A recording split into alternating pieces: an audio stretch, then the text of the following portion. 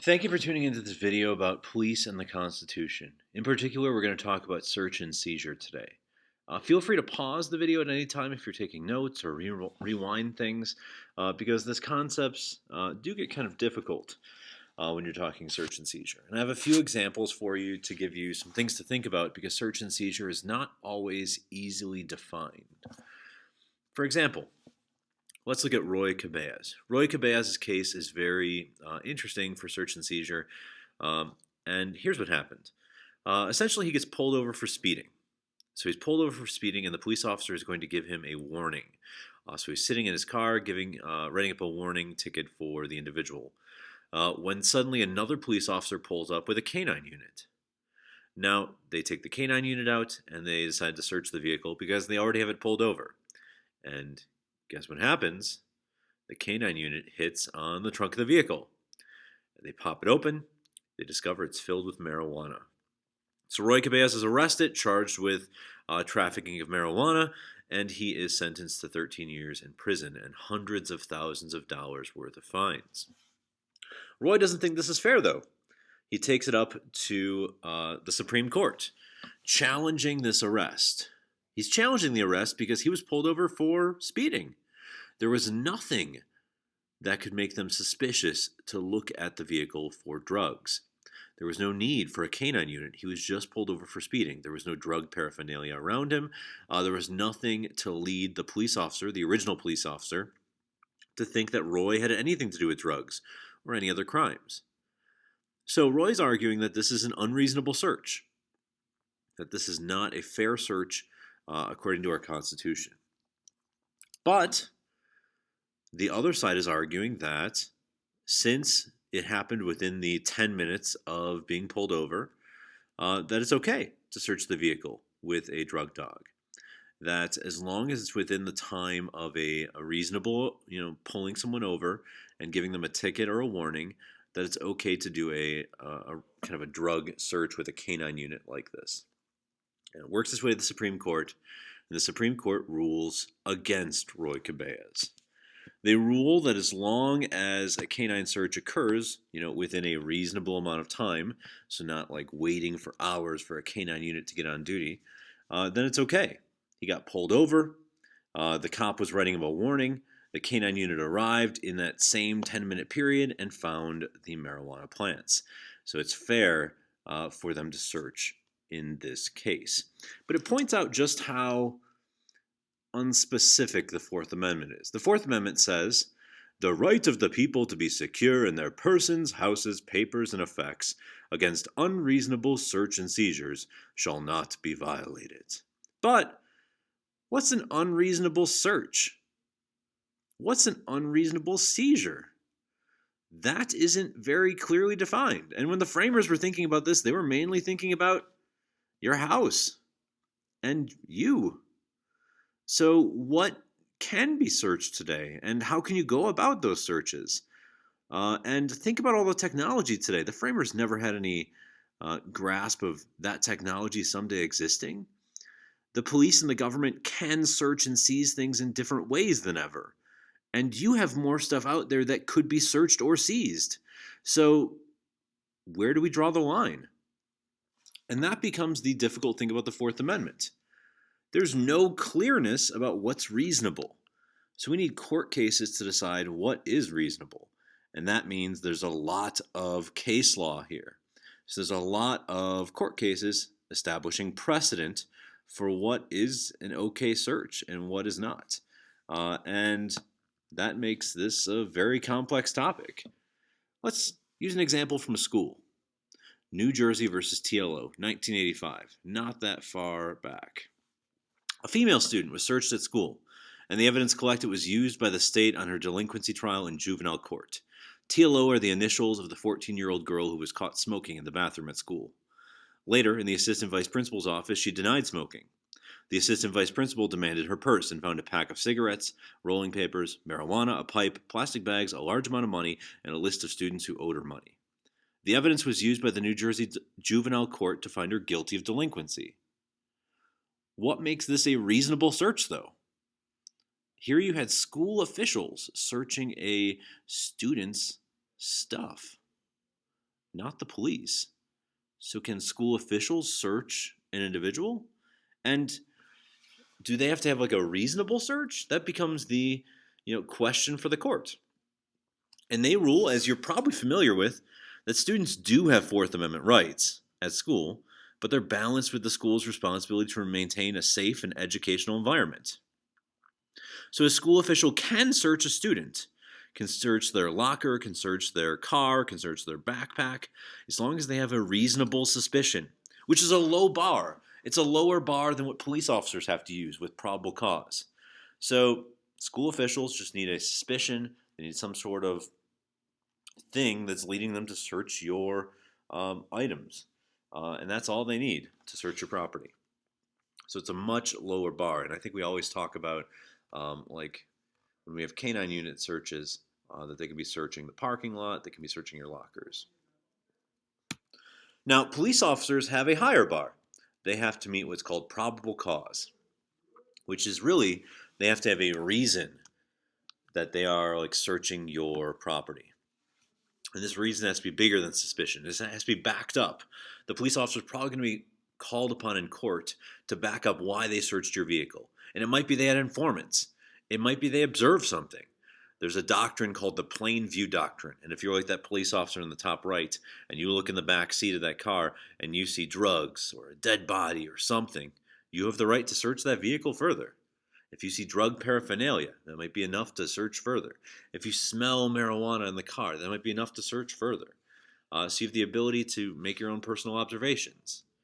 You could be going off of victims or evidence or just by association of like gangs or organizations. So probable cause is a higher bar, and a police officer, they're more often than not going to search without a warrant. Warrants are typically used for someone that you don't know where they are, or like you don't know where their stuff is, or for a house.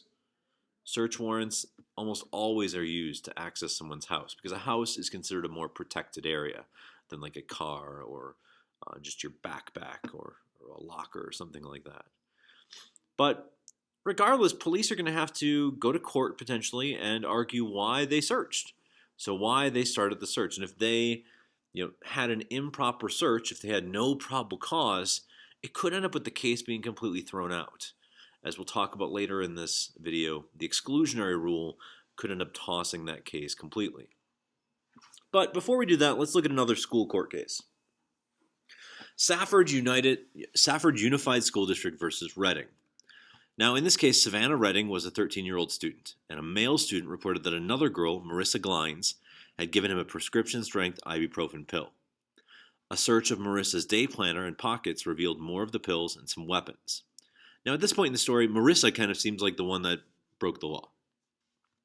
Marissa then reported the day planner belonged to Savannah, kind of throwing Savannah as the actual criminal here, and that Savannah had given her the pills. Savannah was then searched, a search which included not only her backpack and pockets, but also inside her undergarments. She sued the school district for violating her rights. And in particular, she's focusing in on the strip search, that school officials don't have that right, that is an unreasonable search. So it's trying to define what's the line that you cross between reasonable and unreasonable. And in this case, Savannah wins. The strip search by school officials in this case was not legal. It was unreasonable in the nature of the offense and the facts of the case, and not something that school officials should be doing regardless. So Savannah ends up winning against her school district on this issue. Now let's go back to some things. So Fourth Amendment, let's go back to police. With police, we just talked about the plain view doctrine. That's certainly important to realize. It helps out providing some of that probable cause in a very quick manner. So if something is in plain view, some things like, I always imagine like there's a meth lab in someone's home window. That's going to be something that's easy for the police officers to see from the street, and it's in plain view. Probable cause is kind of negated at that point. Let's move on from search and talk about seizure. And when we talk seizure, we're talking about the police taking stuff. So taking items from the suspect. And in this case, 3 things can be taken. And for all these examples, I'm going to use the picture on the top right. Here you have a marijuana grow in someone's garage. So they're growing marijuana inside in a contained environment. They got ventilation, they got heat, they got lights there, keeping everything warm and making sure the plants can grow. Now, let's say the police find this. They find this using maybe a heat search in a neighborhood. And first thing they're going to be able to take is the marijuana. Of course, all the marijuana is going to be taken. It's an item created from the crime. So if drugs are made as part of a crime, all those drugs are taken, and they're eventually destroyed by the police department. Then you have things like things that are just inherently illegal for anyone to possess. So if in the process of searching for all this marijuana in this house, they find other illegal things, like maybe there's some illegal weapons, maybe there's some illegal fertilizers, maybe there's some other drugs there, maybe there is some human trafficking going on. Whatever the crime is, if there's something else that they're not allowed to have, they can confiscate that too, even if it's not on the warrant to seize the marijuana. And lastly, any items used in committing the crime, which in this case could be all the ventilation, it could be the lights, but not just that. If a marijuana grow of this size is in someone's garage, they could seize the house. They can completely take the house from the individual. Or what happens more often is someone gets pulled over for trafficking drugs, and the police will seize the car. So someone that's driving maybe an expensive car might have their car taken by the police. It'll be used in the trial as evidence, and then eventually it'll be sold at auction or made into a police vehicle, which happens to some cars that want to be made example of. There are a lot of police departments that will take your, very expensive cars, they'll take your convertibles, they take your Jeeps, your Ferraris, and they'll make them into police vehicles to use it as an example of, hey, you commit a crime, you could face the consequences of literally losing something that you invested a lot of money in because you used it in committing the crime. So police officers are able to take these different things.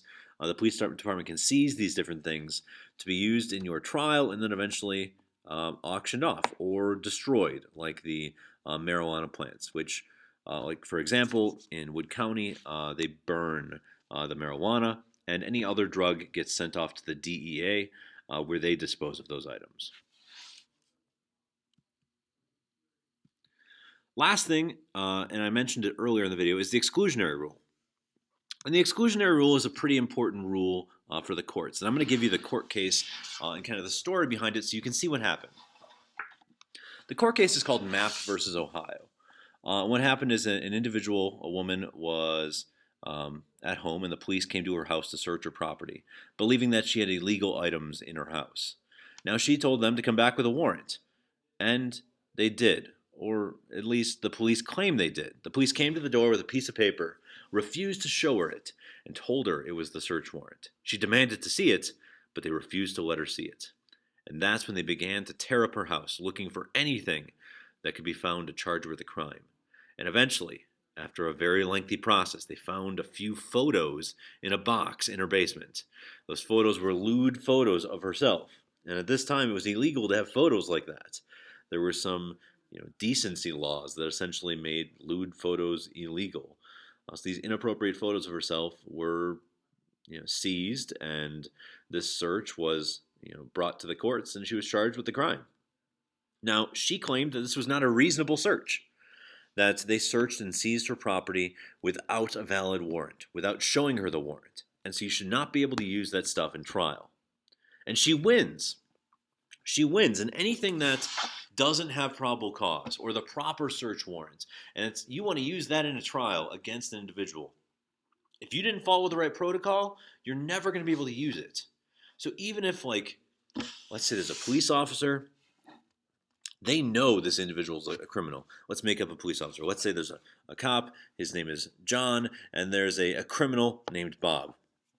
John just knows Bob is a criminal. So he sneaks into his house, realizes that Bob has a meth lab. He's making weapons of mass destruction. He's burying bodies in the backyard of his victims. If John didn't follow the proper procedure, if John, the police officer, didn't follow the right procedure, he's never going to be able to use any of that against Bob. So you have to make sure as a police officer that you're following the rules of the Constitution, of those court cases. Otherwise, You could face the consequences of not being able to charge someone with a crime. And if you keep doing that, I can't imagine that the police force is going to want to keep you if you can't do a proper search. Okay, that is all we're going to include in this video for now. The next video we'll talk about stops and frisks and arrests. Thank you for tuning in. Have a great day.